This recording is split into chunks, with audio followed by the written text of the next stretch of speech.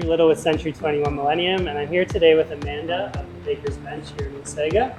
Thanks for having us today and sharing a little bit about your story and your business.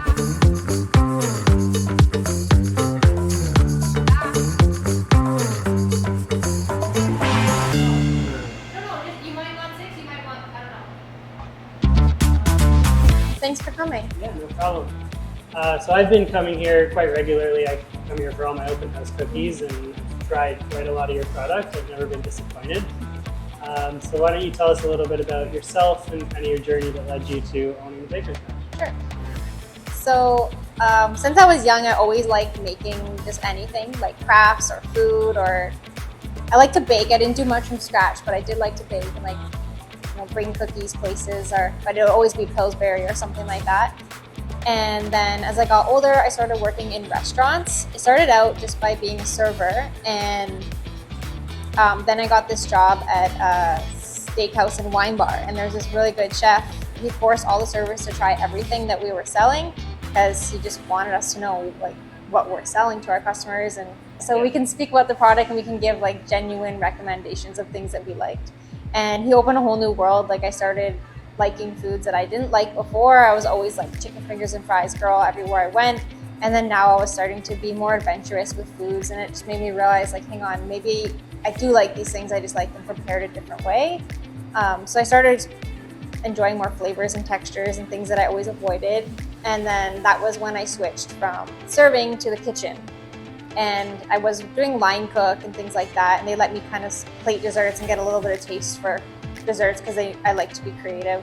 I decided, I want to go to school for this. I'm going to pursue this. So I went to George Brown College, and it's a 2-year program, baking and pastry arts management. So there's some of the program is in class, learning theory and math and how to cost a recipe, and then the other part is in the kitchen, hands-on, learning how to read a recipe and execute it, and different science behind baking. So I graduated from there, and then I was working at Capper's Kitchen. It's an Italian restaurant in Clarkson, and I was doing all the desserts and some appetizers. And then the pandemic hit, and I just got laid off.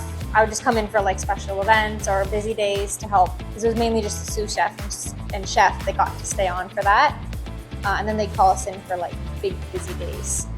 So I worked there, and then, being laid off, I just kind of kept eyeing this little takeout window down the road that used to be for fries and funnel cakes, but it hadn't been open for 2 years. Yeah. So I'm maybe I should try and get that, because I'll be a commercial kitchen, so I could bake for more of the public, not just family and friends.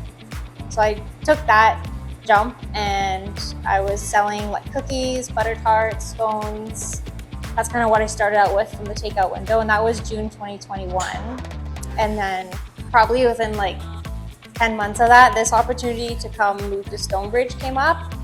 And it was a big jump. I wasn't really ready, but everyone was just go for it. So now here we are, and we're trying to grow into a full bakery, kind of one thing at a time.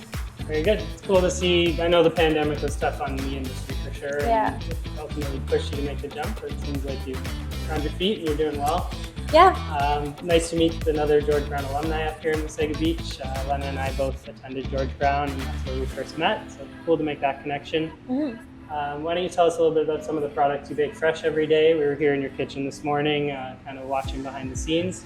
I was very impressed, totally out of my element. But, tell me a little bit about some of the things you have in store. So we do fresh bread every day, and then we have scones, cookies, butter tarts, different squares brownies, lemon squares, date squares. We have our mini cheesecakes, some savory items like sausage rolls and quiche, and we have a 3-cheese spinach dip that we sell frozen, and you just pop in the oven, warm it up, and then serve it with everything crunchy. Yeah, that's kind of our main staples right now. We are still growing and experimenting with other recipes.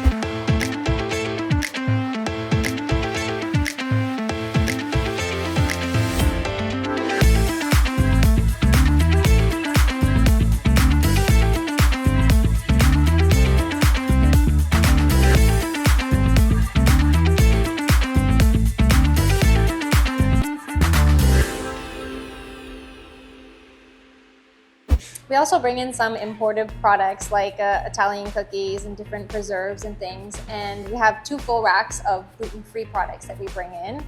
We've got like pastas, nachos, some preserves, some little cookies and crackers, pasta sauce. So yeah, we just try to kind of have something available. So if you're coming in, on a holiday and you have that gluten-free aunt or uncle or cousin coming, you can grab something for them while you're here. Perfect. And then I also heard you mention you do custom orders for people. I know we ordered a birthday cake for our son last year. It was beautiful. Thank you. What type of custom orders do you do, or how does that process work? So you kind of have to call ahead and book. Sometimes we're booking about 4 weeks out. We can only take on so much on top of the shop. This is our first priority, but we do try to take on orders for cakes and cupcakes and different events. So some people this weekend we're doing 50 cookie boxes for the Wasaga cruisers. So that's kind of cool. It's their little Valentine's dinner. So they want a box for every couple to take home. So something like that. Or for the Wasaga Beach Chamber, they're having the Women in Business Awards in March, and we're going to be catering the desserts for that. So it's mainly pick up, we don't really cater on site, but yeah, we do take different kind of custom orders for different things, and you can also pre-order just anything on our regular menu as well. Sometimes we do sell out. It's tough because you want to bake enough that you have stock for the day, but you don't have too much left over. Very good. And then you have some partners with some other local businesses or other products I see in your store. Can you tell us a little bit about some of those? Our favorite one is the Mr. Norm's Nephew's ice cream. So we bring him our butter tarts, and then he puts them into their ice cream. So he makes us our own exclusive flavor of butter tart ice cream. And then we also have a flavor with our brownie. So it's a fudge brownie ice cream. Our brownie's Mr. Norm's ice cream. And then we sell it exclusively in tubs here at the shop. We also like to bring in some other local products. Like right now we're working with Doc Bell's hot sauce. And he's actually won awards at the Royal Winter Fair for his Chipotle garlic hot sauce. It brings not only heat but flavor, so that's why we really like it, and we feel confident selling his product. Very good. And now you're in Wasaga Beach, obviously. And tell me a little bit about, have you always been in Wasaga? I know your dad lived up here. Yeah, my dad moved up here probably 10 years ago, and I grew up in Mississauga, but then I was kind of coming back and forth as much as I could. I've been coming up to Wasaga since as long as I can remember, for like 3 weeks every summer. And then when my dad moved up here, it just became a little bit more frequent. And then when the pandemic hit, I'm just like, I'm out of here. And I came up to Wasaga, and then yeah, I kept eyeing that corner, and then I kind of went back here and there to whenever I got called into work, but I was here most of the time, and then I decided like, no, I'm gonna stay. Very good. Yeah. Well, it's great to see your business here in town. I know things get quiet in the winter. It's tough on small businesses in this area when tourism goes away, but yeah, you've been here for a few years now, and you seem to establish yourself. And it's getting there. yeah, definitely a business we support whenever we can. Thank you.